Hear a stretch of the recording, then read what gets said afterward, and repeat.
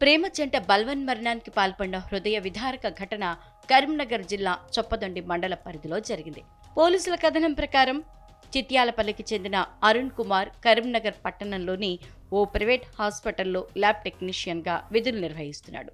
అతడికి భూపాలపట్నం గ్రామానికి చెందిన అలైఖ్యతో 2 ఏళ్ల క్రితం పరిచయమైంది. అయితే కొన్నాళ్లకు ఆ పరిచయం కాస్త ప్రేమగా మారింది. ఇదిలా ఉండగానే అలైఖ్యకు వివాహం చేసేందుకు కుటుంబ సభ్యులు సంబంధాలు చూస్తున్నారు. ఇంట్లో తన ప్రేమ వ్యవహారం చెప్తే ఎక్కడ ఒప్పుకోరో అని గ్రహించిన అరుణ్ కుమార్, అలైఖ్య కలిసి చనిపోవాలని నిర్ణయించుకున్నారు. అనంతరం వారు కరీంనగర్లోని తమకు తెలిసిన మిత్రుడి ఇంటికి వెళ్లారు. ఇద్దరూ ఆ ఇంట్లోనే ఫ్యాన్కు ఉరివేసుకుని ఆత్మహత్య చేసుకున్నారు.